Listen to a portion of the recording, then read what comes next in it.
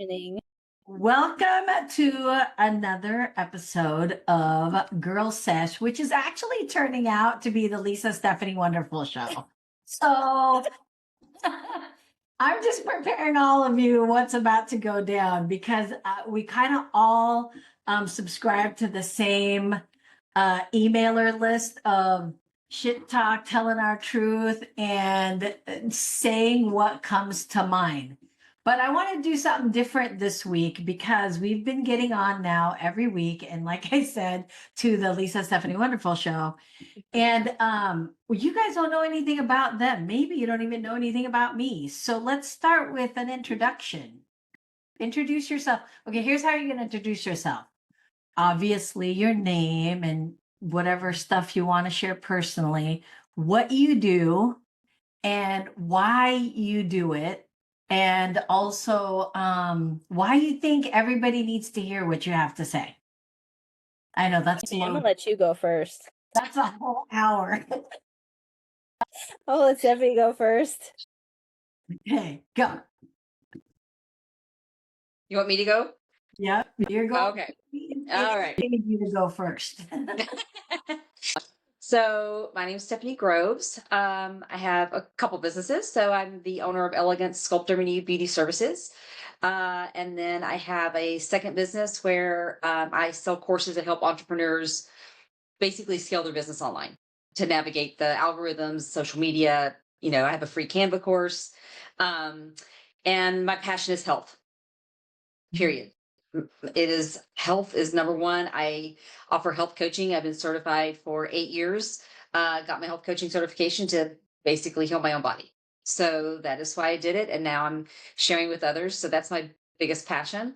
My beauty service business is body sculpting. So I do body sculpting, cellulite reduction, teeth whitening, just all the things beauty. I've been in the beauty industry since I was 18. So it's just in me. I love it. It is what it is. I love the beauty industry. And I just want to help as many women and men as I can. We're just very neglected in regards to hormones. We're over medicated and undernourished is what we are. And so that's what we are. And I'm excited because I'm delving into the world of peptides so I can spread that to help others understand that world. It's being a little bit misused by the allopathic community. It's being very much misused by the allopathic community, but peptides are just so regenerative. And so that's what I'm really pushing out. And I want to help people do that. Last statement. I wanted to write it down because I was like, man, she should have led with that. You said we are over medicated and undernourished. Is that what you said? Yes. Over medicated and undernourished. Ooh, dropping bombs already. And then why do you think it's important for us, for the world to hear what you have to say? And not from, I'm not asking this, ladies, from this like, be all narcissistic, be on your soapbox, really is, of all the billion things you could have done, why this? And why is it important for us to hear it? For me, it was because I was so sick and I was so ignored. And it means if it was happening to me, it was happening to a myriad of other people. And it made me sad.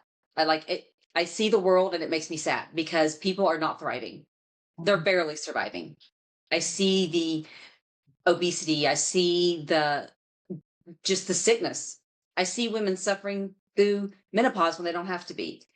And they just think that that's just what they're destined to have to be or destined to have to suffer. And it really does just break my heart. And I'm like, if not now, when? If not me, who? So yeah, I just put my foot on the gas and said, people need to know you can thrive in this life. Yeah, that's awesome. Thank you so much for the intro, Stephanie, my co-host every Thursday at 1:00. Now my other co-host, Lisa, introduce yourself. My name is Lisa. Obviously, you see in the corner there. I don't do anything like what Stephanie does. I like to listen to what Stephanie has to say because I'm learning a lot from her these last 2 weeks that I've been on with her. For me, what do I do? What do I not do? I guess is the better question. First of all, I'm a mom and I'm a single mom. and I'm a coach. That's really what I've found is where my calling is I want to help people and really help people in an equitable way. So I really am like an ally. I really fight for that access and equitability for everybody. And I think in partnering with my new partner, it's going to be the launch of something really great, where we can kind of bring both of our expertise to multiple different arenas. So right now, I just kind of lend my lived experience, and I think, with Stephanie, why she's so amazing to hear is because she has lived experience. And I think when we can tap into our lived experiences, that's why people should hear what we have to say, or want to hear what we have to say, because they can relate to it, because you relate to it. So that's me in a nutshell. You'll find me on a baseball field Monday through Sunday. Well, thank you, my other co-host, Lisa. I one thing that neither of them shared that I thought was just a vital piece is Stephanie is a mother of six. Four came out of her, two are lovely inherited through marriage. And then Lisa has three kids, all under the age of, wait, how old is Zen now? Geez, I can't even keep it together. 13. 13? Yes. Oh my Yeah. gosh. Yeah. 13. 13, and show will be 11 in a couple weeks, and then Ray's 7.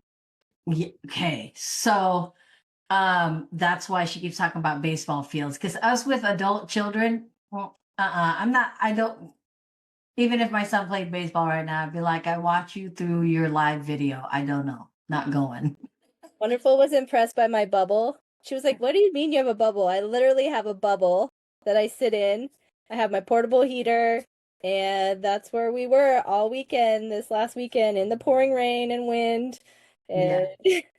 yep. And what makes these two the perfect co-host is that we all have a different variation of stages of life. We are in different stages of our life. Stephanie, she just moved her physical brick and mortar business into her home, which I know a lot of people might, especially when it's a service providing thing like a med spa.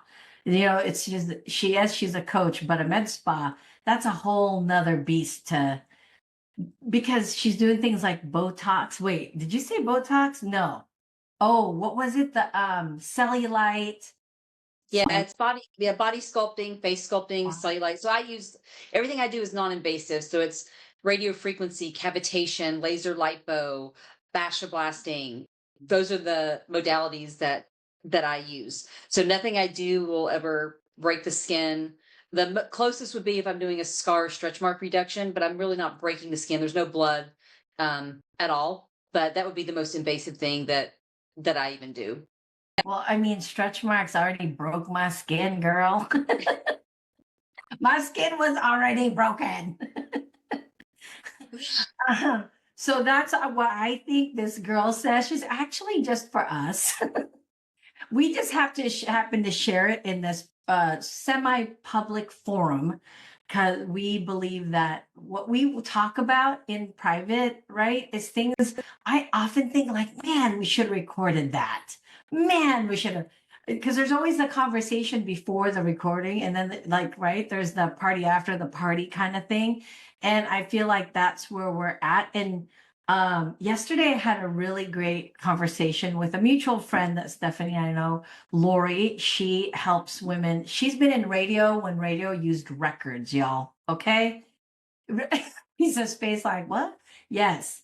And she now helps women start their own podcast. And we were talking, and she's like, you know what? That our generation is just, she has learned how to not say anything, not because she wants to, but because it's so conditioned to not say anything, right? And then when we're saying things like, when Lisa's talking about, I'm with my kids all the time and I want to be a coach and all this kind of things, all of that is affected by our hormones, right? Because my hormones I started growing boobies when I was 12, and that was in the 80s, and that was kind of like, whoa. because in the 80s, girls weren't getting them until they were like 15. And I remember my mom did not have an answer for me. My chest itched so bad. I was like scratching. I had no idea that that meant it was growing.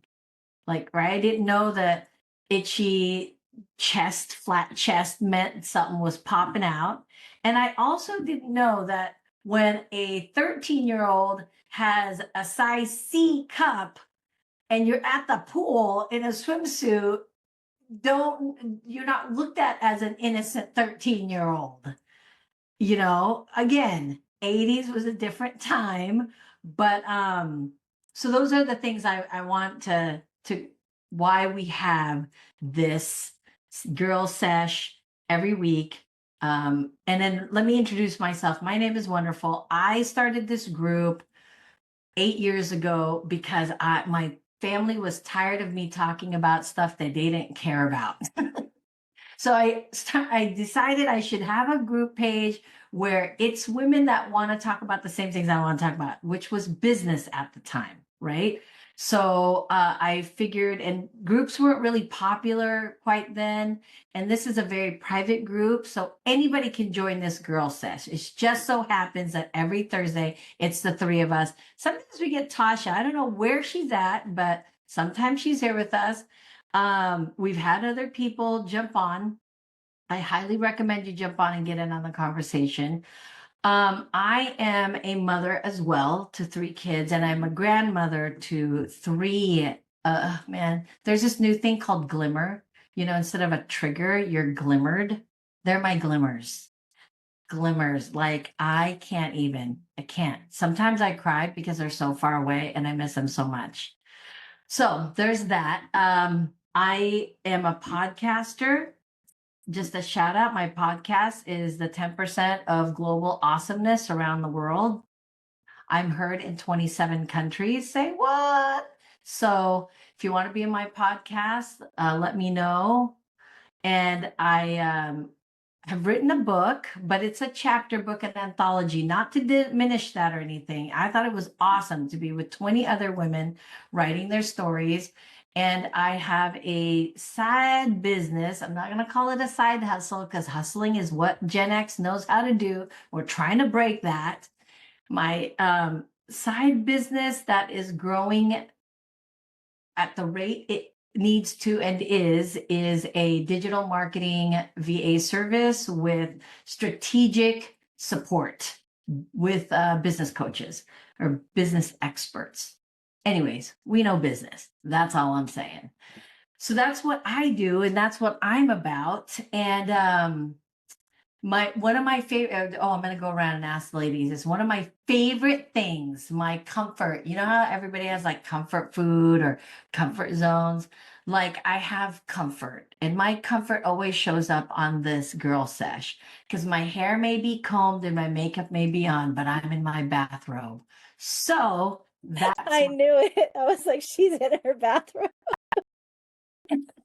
okay. Now you two, share a comfort, like something that you know, and it's not even something you just do it. You don't even know it's a thing that you do, but you just do it. I always have snacks. Oh, so true. You are a snacky person. Snack. I always have snacks, whether it's healthy or not. I always have to have something to eat. That's why I know when I show up at your house, I have to bring food because you don't have snacks. Okay.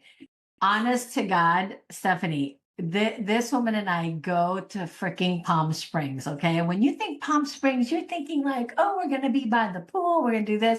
You know what we did 89% of the time? Food. We went grocery shopping. We cooked. We went out to eat. We had delivery sent to us. Like, I was like, dude, how are you hungry all the time? We just ate. And I mean, and she wasn't just like ordering food. She would get hangry. And it was like a 20-minute break in between. Like, what in the hell? Why? And then we were only there for like 4 days. They grocery shopped every day like we were going to be there for a year. Okay. So now we have a pantry full of food, entire fridge full of food. it's time to go home. So they bring it. They bring it on the plane. I'm like, I can't with it. I can't with her. Like, why are we all we doing is eating? It's too much. So that's I get I will be her sounding board on yes. When she says snacks, people just think, oh, snacks. No, no, no. She means snacks. Okay. That's Snacks. always food. Like if the apocalypse happened, we could probably live in my car for at least like 2 weeks. Oh my God. Jeez. I got sick of eating with you. I can't do it anymore. All right, Stephanie, what about you? Mine's a little different. So comfort for me is it's my husband, honestly. That's Oh my my comfort. gosh, me too. It is he is, I said the worst part of my day is when he leaves, and the best part of my day is either when he comes home or I meet him at the gym after work. Like everything in my body just goes Oh my when gosh. I, yeah, he's just he's so calm. He's just chill. He's a super happy guy, very loving. And that, like, I just relax. That is my comfort, is when Oh, I'm with my husband. that's so cute, pukey, and also same here. Same here. I just text my husband 5 times, 5 minutes after he left, like, why are you not here? And then he was like, when I'm not there, you don't talk to me anyways. I'm like, yeah, but I hear you breathing, and that's all that matters. Mhm. Yes, we can just sit, like, especially at night. I can just sit next to him, or if I've come from like an activity, and I can sit next to him, and I can just feel everything just go.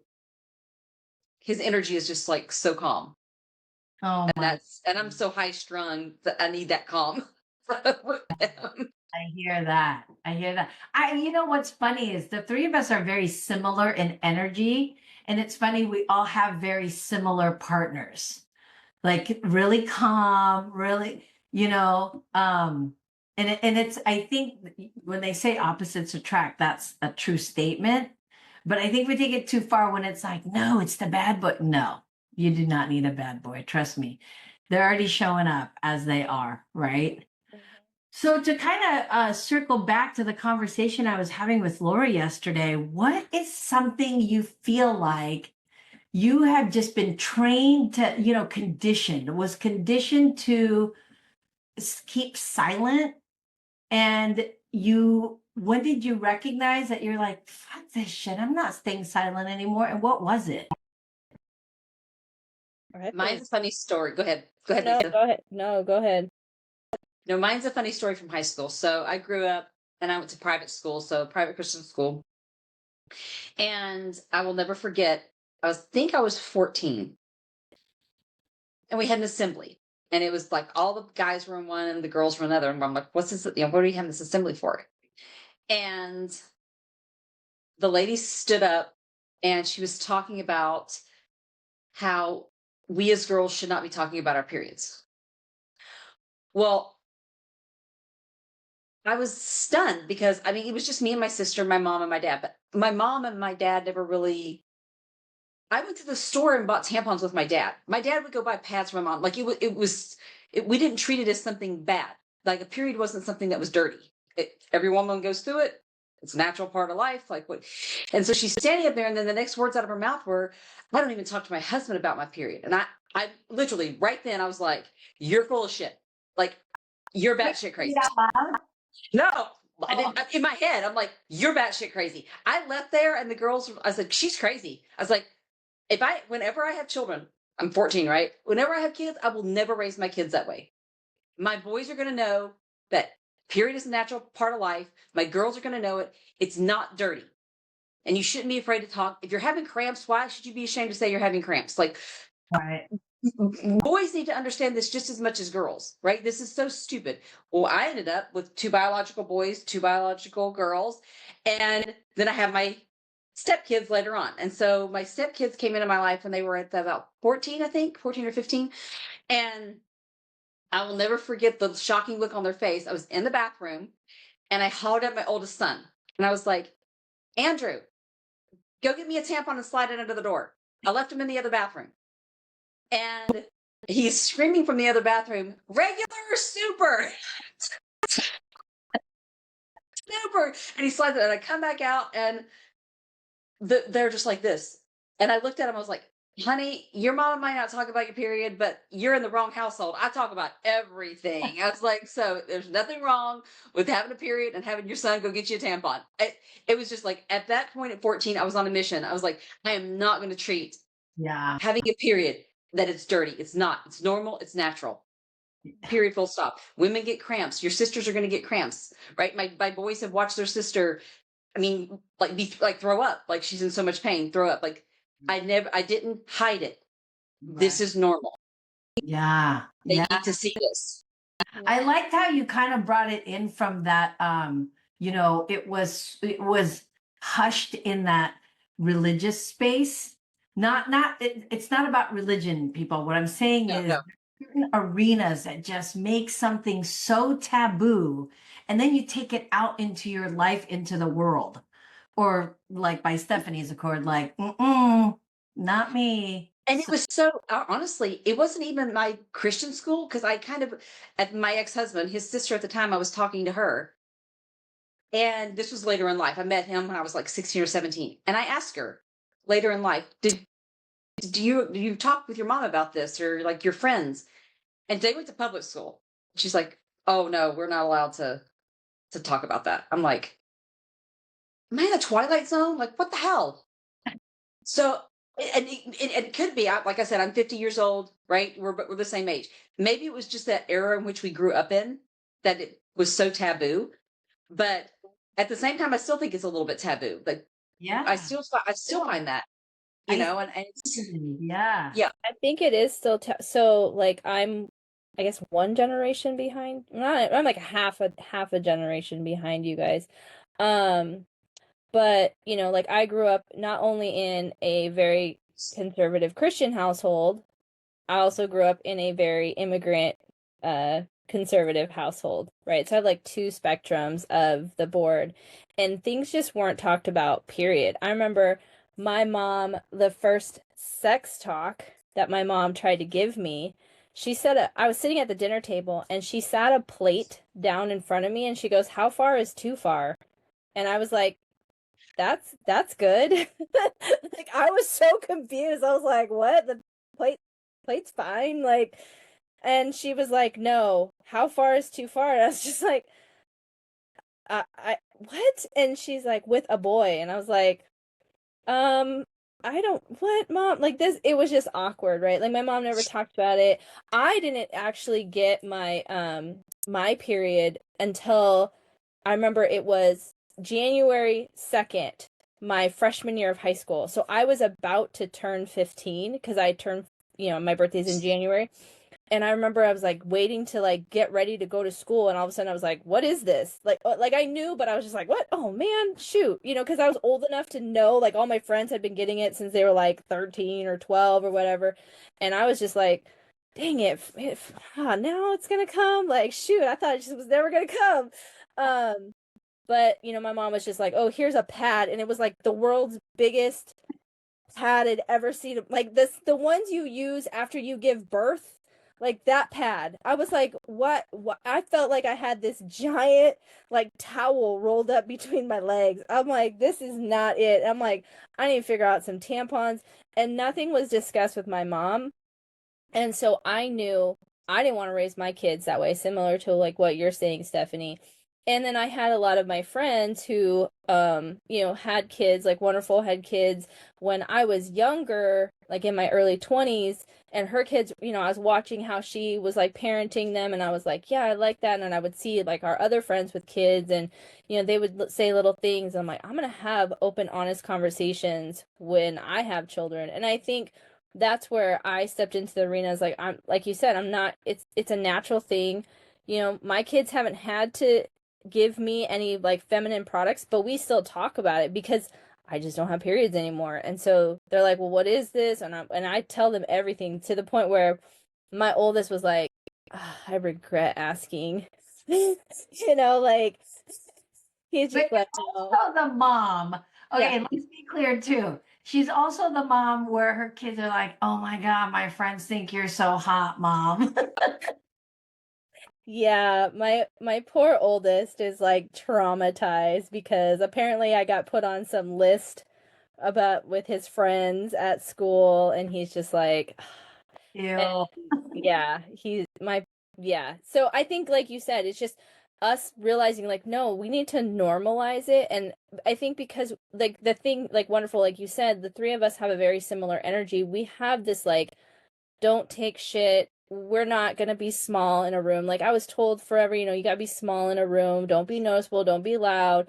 And I'm like, that's just not my natural personality. My natural personality is very much like leader. You know, I'm oldest daughter, oldest child, and it's just like that's just not what was in the cards for me. And if you want me to be quiet, I am not the one. I'm not the one to be in your space. Yeah, I used to take like a ton of personality tests. You guys, anytime it was available, I'm like, yeah, I'd do it because I somehow I wanted my personality test to have a different outcome. So I kept doing it, but it kept saying the same thing, and I'm like, man, I just want to be blue, okay? I just want to test out to be blue. How do I answer this to test out to be blue? And it just was never going to be. I'm a red. And I think the acceptance is something that, for me, that was the big thing. That was the big thing that, you know, in our household, what we kept silent was all the things that didn't make the family look glowy. Right. So, like the first time I ever shared with somebody that my dad hits us, it was like CPS was called, and I thought, wait, what? You don't get hit? You don't. No one spanks you.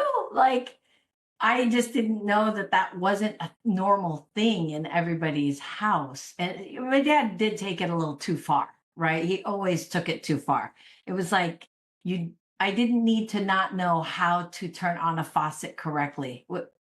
What I meant, you know, it was like faucet police. He was like shit drop police. He was all the things that were a little extreme in that arena. But what I learned, you know, women today is always talking about show up, show up, show up, especially in the world of business with social media and all the ways that there's reels upon reels upon reels is show up, be courageous and show up. Well, you're talking to a generation who was like, if you freaking show up, you're going to get it, right? Or you're going to get shamed into, like Stephanie, just the whole idea of being told at an assembly not to talk about the most natural thing a girl's body goes through. She's not the only one that's ever heard that in a public setting, in a space where you were meant to listen to authority. So I feel like that's the taboo, is this showing up space. So yesterday, or maybe the day before, Steph and I were talking, and you know, she's all against like nothing that helps your health. But then in the same breath, she's like, but I picked my poison, and my poison is my hair, my face, my thing. And I'm like, yeah, me too. Me too, dude. I've tried. So sometimes do you feel like showing up is so misconstrued? And how do we correct this thing called showing up? Because there's two things happening. We are who we are, right? Like when we got on, Lisa's like, I didn't put any makeup on because she's trying to go to the gym. Well, this girl, she be wearing a hat. She comes to my son's graduation party, and all the nieces and nephews like, oh my gosh, Auntie Lisa, you are so fine. You're so hot. Why are you wearing that half shirt? You're so cute. This is why, right? There's still vanity in us. It's just not overly done. But then we're being told to show up, but then don't show up too much. What is that? What is that? Like, uh, So how are you feeling about that? if you had asked me that question like 4 months ago, I would have been like, yeah, it just sucks. I just do it. Where now I'm like, I remember I was sitting with one of my mentors and when we were talking about what should be my next step with my career? Where should I go? And she goes, you should never be in a space where you have to make yourself small or you have to change your values of what you believe. And I was like, oh, like I'm thinking about that in a business sense, right? But then taking that to my personal life, I'm like, if I'm in a space, I'm going to take up the space. I'm going to be authentically me. And if people don't like it, that's not the space that's for me, and that's okay. Like, and I'm not always going to be in the right space, right? Because there's moments where, you get put in a situation. But overall, I feel like because of the things that I'm trying to align myself with, those arenas that I was in that weren't for me are not doors that are opening versus the arenas that are for me. Those doors are opening. And I think me showing up as me is allowing other people to feel like they can show up as them. And they're like, hey, I want to come along on that ride. I want to do that too. And I'm like, cool, let's go. Let's do it. But society is, society is a walking contradiction. It's like, women, you don't wear this, don't do that, because you're going to draw that attention. But like you said, but we got to be in the rooms. We got to do that. You got to do this, but don't do that. And it's like, what? You Yeah. make it make sense. Y'all ain't got to make sense. Like, I don't have to tell my son, like, oh, you shouldn't wear that because you're going to be over sexualized. Nope. And Right. I catch myself too sometimes, and I see, my son's in middle school, and I see the girls walking up to school, and I'm like, I had to retrain myself to be like, wow, look at her. Look how awesome it is that she feels confident and comfortable that she can wear that. That's amazing. Because if I was that middle school girl, I put myself in that situation. One, my mom would have never let me walk out of the house. And two, like, I don't know that I would feel that confident and comfortable. Because even now, like, there's outfits that my current boyfriend has bought me that I would never buy for myself. But he is like, you look amazing. This is it. And I'm like, really? This is it? Like, okay, I'm gonna own it because clearly you see something I don't. So let me just own this. And it's amazing, like, how when you own it, you can walk in this space and everybody's like drawn to you. And I think that's the thing. We just need to own it. Yeah. Stephanie, what about you? How do you feel about the showing up thing? I think maybe because I'm a little bit older too, I view it a little differently. But I came to the conclusion a while ago that there's a little thing called synchronicity. And I think that you definitely can attract the people that are supposed to be around you, that you're supposed to work with. And no, not everybody has to like me, and that's okay. I just don't think everybody, when I show up, if nobody in that room likes me, I can walk out and be completely fine and confident in myself. Mhm. I'm not a people pleaser. I never have been. So for me, it's like Lisa, I just show up as me. And if Mhm. I'm your cup of tea, great. And if I'm not your cup of tea, you're probably not my cup of tea either. And that's okay. You Right. know? So that's for me, it's just being authentic. Shoot, I Con- should have recorded this. This is so good because I feel like You that. are recording it. Am I? Yeah, we're live streaming. Well, no, but you can't take it out of the, anyways. You can't, if it's not recorded in Zoom, I can't take it out of the group. Oh, Mm. Because I wanted to be able to share this on YouTube because I think that's the other thing is there's such a fine line of showing up in your authentic self and in showing up in an appropriate space and time also, right? Not all things, because when social media first started, remember it was like, really, we do not need to know how many times you have lunch, where you're having lunch, what your sandwich looks like. I mean, like we were raising the dogs with you. Got it, nailed it. It's a little bit better now where the curated things are entertaining, so to speak. But what was really tough for me was like, okay, I love social media. I'm very entertained. Sometimes too entertained. And 2 hours has passed and I've laughed at everything on TikTok imaginable. So I took that app off because I can't. It reels in too quickly, right? But I love the entertainment. There's certain times that I like it, but I also wasn't seeing a lot of representation. I wasn't seeing representation of my age group that still like to do the things like that I do. like get ready, put on, get put together. I mean, where are my sisters like me? Well, obviously you're here, but there's more than three of us, for crying out loud.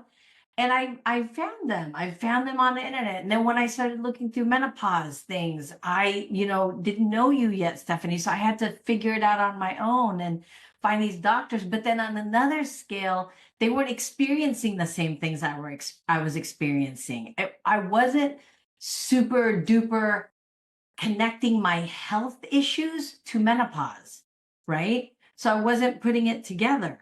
So I think there's this, first of all, I just encourage everybody, if you have something to share, share it. However, there is such a thing as oversharing. I don't need to know all things. I just need to know what you have made it through, what the things you've made it through. That is part of, I think, what we're messing up, so to speak, on social media. And I mean, like, I'm a big Kim Kardashian fan. Hate me now. Hate me now, everybody. And the reason isn't because of the Kim Kardashian, it's how much she doesn't give an F. She just does what she does. I have not purchased a single thing that girl has ever promoted, although I'm really digging her skim stuff. But anyways, um, but that's what I feel like she represents, the struggle of all women, wanting to be attractive for herself and also being shot down for being too much, too attractive, right? And she is oversaturating her brand for sure, but she's also being managed by her mother. What mother doesn't want to saturate the world with their beautiful children? I think when you said something about like not oversharing, right? A lot of women, though we are known to be the more emotional sex, right? We don't know what it means to truly have a safe place to be vulnerable. So sometimes that oversharing is like verbal diarrhea, for lack of a better word, right? Because you've never had a space to share, and then all of a sudden along comes someone that you feel this like energy of safety, and so you're just like blah, and like that person's like, whoa, that was a lot, right? And I think a lot of women just don't know what it's like to have a safe core group of friends. A lot of women have been pitted historically. We've always been pitted against each other, right? It's like compete for the man, get his heart. Like who will he pick? I mean, it's still like you watch those freaking TV shows of like who's he gonna give his rose to? The fuck? Like why are you there's a like we always say there's a million billion people in this earth. Why is it just this one? Like you And why gotta go to a TV show? that these dudes makes out with the entire line of girls? I just think it's so, oh my God, I cannot. Right. And so I'm just kind of like, I think, I read something recently and it was saying like women just don't have that safe place. We've not historically had that safe place. And I think now, as we've stepped into this part of our life and we're like at this stage of like, no more, we're not doing this anymore. We're not going to be the generation of our mothers. We're going to share, we're going to talk about these things.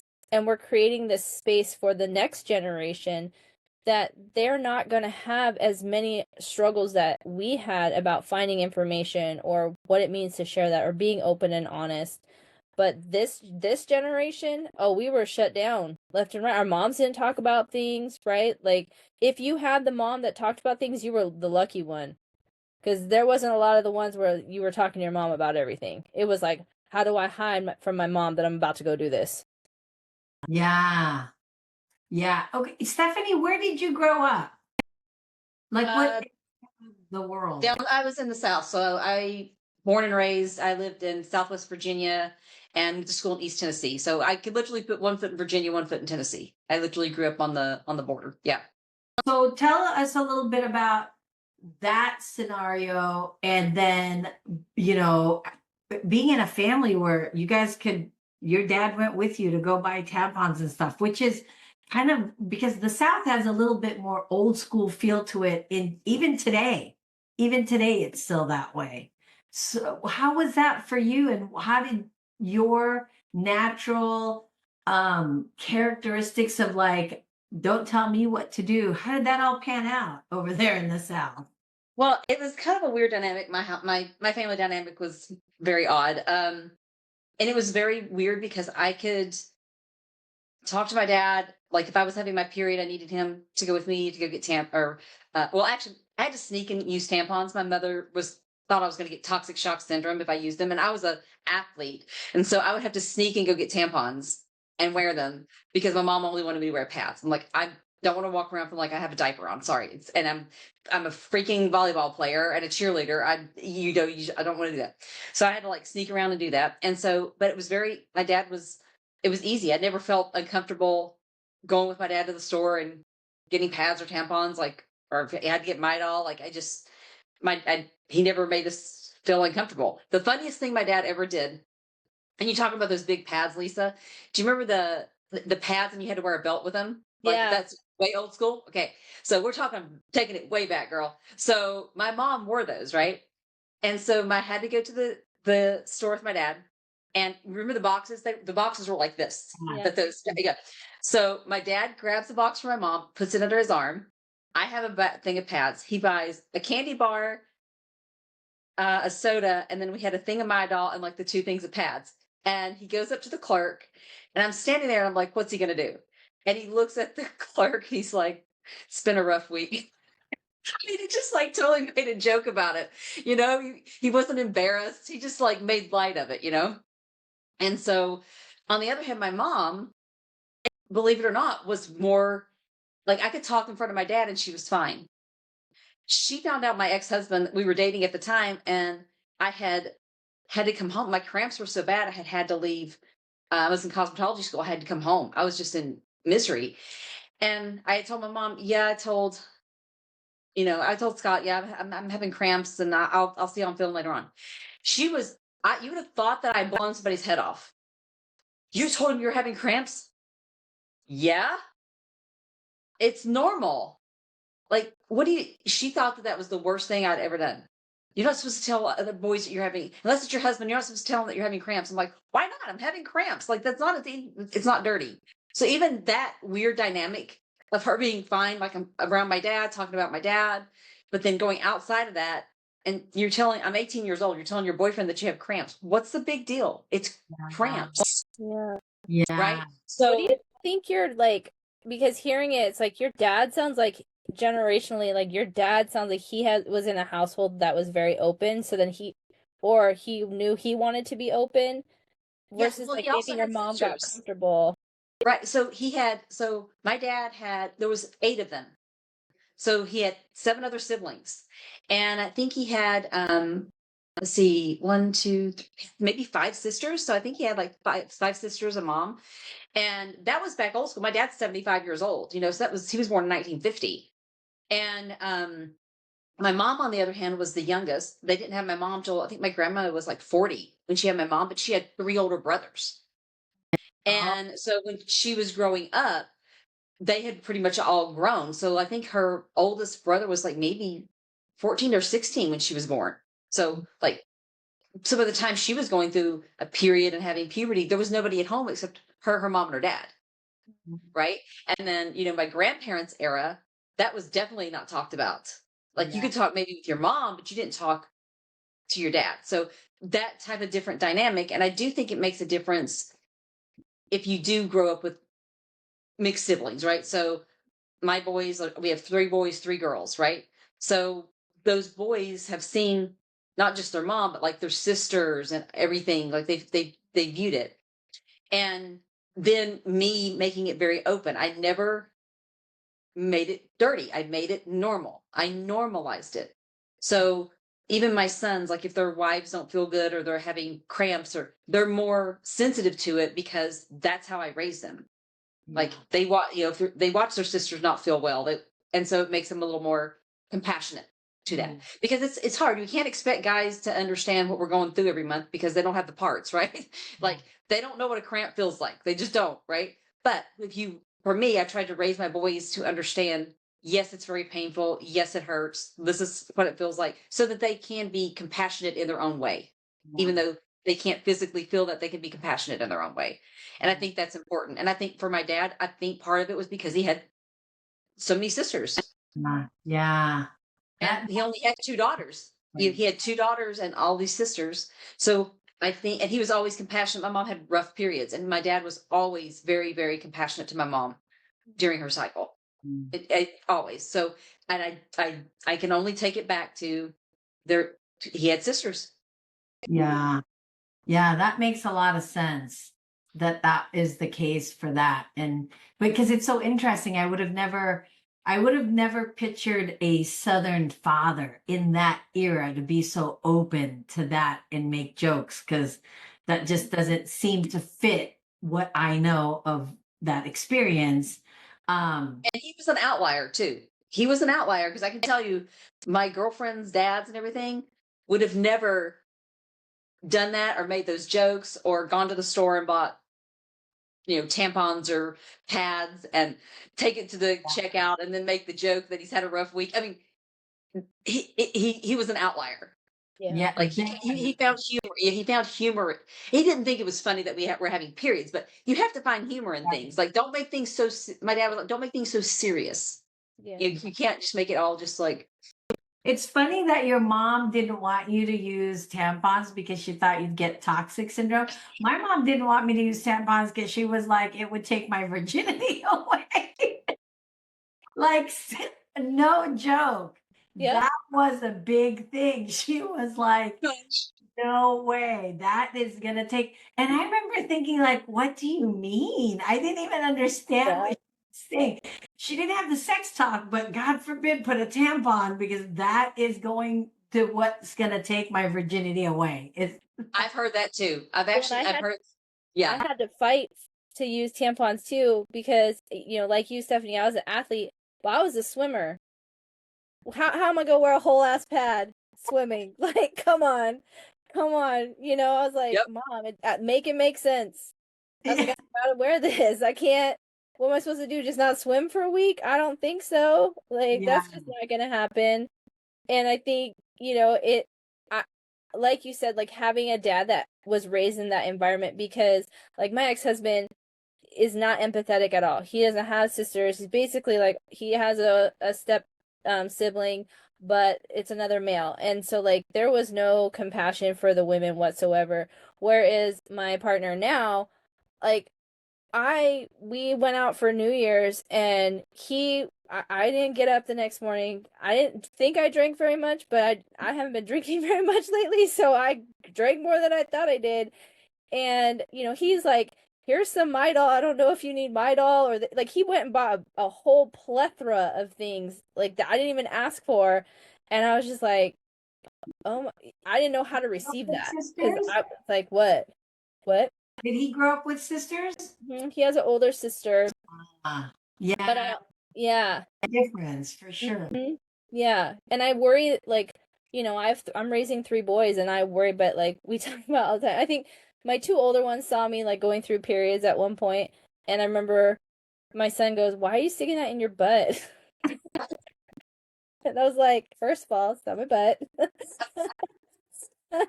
And so we had that conversation, but like my youngest, I'm like, I'm not experiencing those things right now, and so he's not gonna see. And it's kind of like what you talk about, that lived experience. When people have that lived experience, they can empathize, and they can tell a story to somebody else, and you can hear them better, because you're like, oh, they know what it's like, they know what that struggle is, or they've been through this situation before. And so like with your dad, that's what I'm like, yeah, he had to have some kind of lived experience to be Yeah. open. And then for your mom, it's like there was nobody, so she was like, no, I think she probably just thought, oh, because my husband is here, I can tell him that because he's my husband, he's not going nowhere.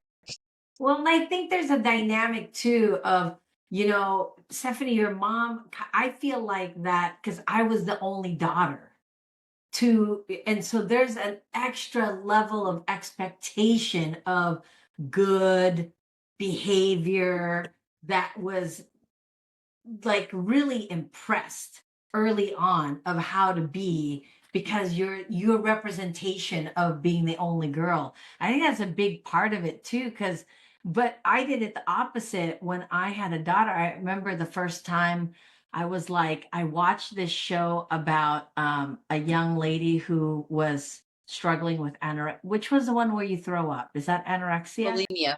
Bulimia. Bulimia.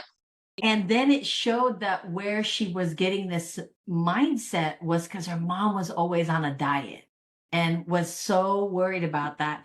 And I remember thinking, like, I don't want to do that. I want to be able to, my kids to look at their bodies and love what it's supposed to be doing, how it's supposed to look. And so my son grew up with sisters walking around in their bikinis, and nobody made it. There was no tension, or because I wanted them to be very comfortable with their bodies, because my household was like, you didn't even show your neck. I mean, my parents were like, it is 70 degrees outside. You need a jacket and you need to zip it all the way up to your neck. And I'm going, it's summer. And they would always say this to me. Oh, what are you, American born? And I used to always be like, what does that mean? Is that an insult or what? Well, because what they were saying is that they didn't want me to follow the ways of the world, of like mini skirts and non-turtlenecks. I And wasn't allowed to wear jeans. yeah. It wasn't my dad. It was my mom was the one that was really strict, and I did not have my first pair of jeans till like after I got married. And she was convinced that jeans were for boys, not for girls. And I laughed one time and I was like, if I put on a pair of jeans and I'm walking down the street and you mistake me for a boy, like, are you kidding me?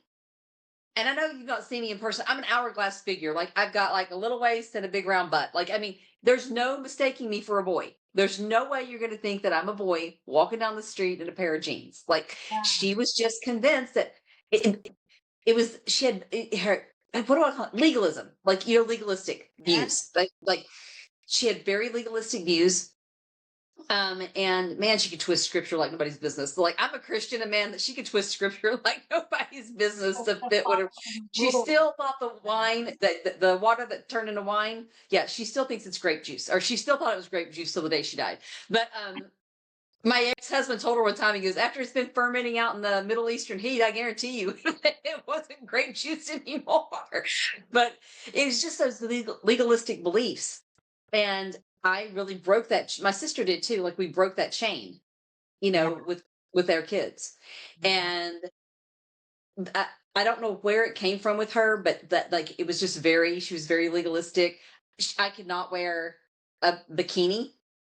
I had to wear a full bathing suit, and I had a full bathing suit one time, but like cut up. I mean, I would have been more covered in a bikini than I was in that. But it just her ideals that she had in her head, right? I could never go to a public pool growing up.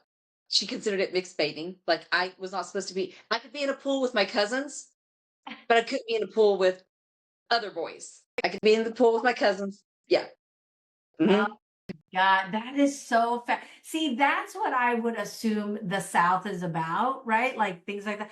But Lisa, you have a unique view, because your parents were an interracial couple during a time where interracial was really, it wasn't so like you're going to go to prison for it. However, it was still not deemed as an acceptable space. And so how was that? Because it was, your mom was Anglo, your dad is Asian. So I, and your dad also, I just have to add this, because there's some people whose parents are like, well, my dad was like third generation. He spoke English great, but your dad isn't that No. version. So how was that growing up in terms of rules like what Stephanie is sharing? Like that is for real. I know about those genes, girl. Yeah, I mean, so like you said, my dad is, immigrated here a month before I was born. I'm an import. I was made in Japan and imported here illegally to the United States. Oh, like a Toyota. Yeah, I'm like Barbie. I have made in Japan on my tattooed on my butt. No, I'm just kidding. Um, you know, the way, like, for me, the way I'm mixed specifically was not common at all because everybody assumes my dad is military, so they assume my dad's white and my mom is Japanese. And so my mom married a non-white person, and it's, as a white woman, it was like no, and especially with her own family, it was like no, this is not okay. My mom's one of 8 kids, and very Christian conservative household. So my mom, though my mom is very much more, I would say more liberal for lack of a better word. My mom is more liberal than conservative. My mom works for the church, so I grew up in this like you go to church. We went to church Sunday, we went to church like Tuesday nights, Wednesday nights, like we were at church all the time. And it was like we don't talk about this, we don't do this. And then there's my dad who is very rigid, Asian upbringing. This is how, very gender specific roles, right? My mom, I love her to death. This woman cannot cook. My dad is a chef, was a chef in Japan, would not cook a meal. Would not cook a That's meal. not his job. That's not his job. That was her job. And it Yeah. was terrible to this day. Like she's like, "Oh, I'm gonna invite you over for dinner." I'm like, "What am I cooking?" Like, love you so much. She could bake like nobody's business, but cooking, no, no go. Um, so for us in our household, and then when my parents separated, there was no like my dad to this day has never said I love you. My dad, that's just not how he rolls. We don't talk about anything hard, right? It's just about what can he do to help me, and that's it. And my mom still like very conservative. We didn't talk about sex, like again, the how far is too far, to this day, like the fact that I'm dating somebody and I'm not married, like it still bothers my mom.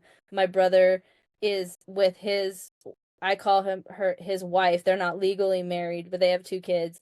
And I know my mom feels a certain type of way, but she's like, I love my grandkids, and so she just kind of goes with it. But we didn't I couldn't wear certain things. I definitely could not wear a low cut, which also makes sense why you cut everything wonderful.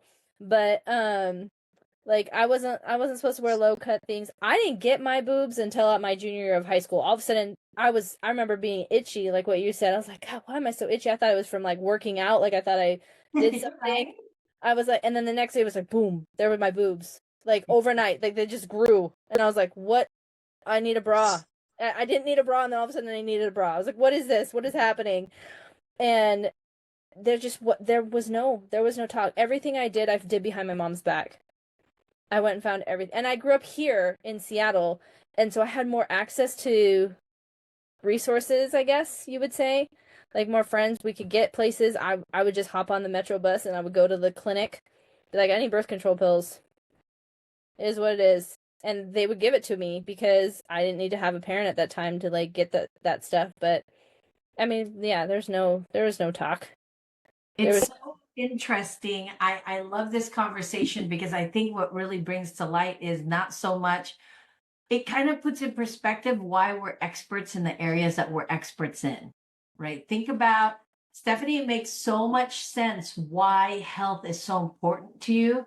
Because I think that relationship with your dad allowed you the freedom to to to dig deeper in the areas that wouldn't have been okay. There's not as much hindrance towards you, right? Even though for me, I my dad, oh God, talk about not talking about anything. But his rule was, I'm not gonna talk to you about anything, but I'm gonna tell you who you're gonna be on a regular basis. that part. So, but I want you to be really smart to think for yourself, but I'm going to tell you everything you need to be. And that just screwed everything up. And so now when I'm in a struggle like menopause, I don't naturally just go, hey, can someone help me? And get on my, no, I think, I research, I write down things, and then once I hear somebody that I'm like, ooh, they know what they're talking about, then I dig deep. But I'm like always in awe of people who are like that, who can be like, I need to figure this out. When Stephanie said, I went and got my health coaching degree because I needed to fix me. I never would have thought that. I would have been like researching things to death and waiting for somebody to be like, oh, it worked for them. Okay, I'm going to do that. Right. But it also, I think, the way I was reared in life makes me very strategic. So it really does what I do now for my profession and what I've always done profession is a good fit, right? Because of that. And then Lisa, I see the same because again, this interracial space of being that you didn't go to school with other half Japanese kids. I just can't imagine. Whereas our kids, there's a lot, my kids went to school with a bunch of other half whatevers, right? But not so much in your generation. And then I mean Stephanie's generation, like, yeah, jeans, that was a rebel move. That was a rebel move, man. Jeans, like I couldn't ever wear it around my family, but my mom would buy me like a pair of Guess jeans that had the zipper on the side. Oh, and I looked horrible in them because I'm not shaped for jeans, but I love them so much. And they were so hard to walk in because I'd been in dresses my whole life, but it was a rebel move, so I wanted to do it. I mean, okay, I could talk forever, and I really wish I had recorded this because this is so juicy. Any last thoughts about the things that we weren't told, the things that we were told or conditioned to not talk about, but we're going to talk about them anyway? My family was, well, not my family, more my mom. It drove her crazy because I was always, why? I was always asking why. I just never settled. I couldn't, like, well, why is it that way? Why does it have to be this way? Why is it, why? She just wanted me to accept as is, and no questions asked. And I think me being kind of in that rebel space of why, you make it make sense. If it doesn't make sense, I'm not accepting it. Make it make sense. And I think for us, I think that's a good rule of thumb. Ask why. Make it, if it doesn't make sense, keep asking why. You Yes, know, yes, that is so good. That is so good.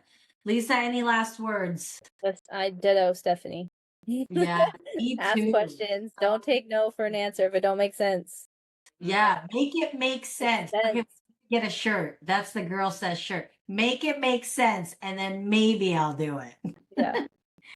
All right, everyone. Thank you. Until next time, next week, come back to the Lisa, Stephanie, and Wonderful show called Girl Sash, where we talk about lots of fun things and you get to know us on a deeper level. And who knew? Who knew? We could be a syndicated show someday. Who knows? Sounds like this might be an extension of a podcast. Maybe no one listens to us. It's just us. Who cares? But I think that's what you put it out into the universe for. We just put it out there, and if it resonates with somebody, great. If it doesn't, like Stephanie said, they're not for us, and that's okay.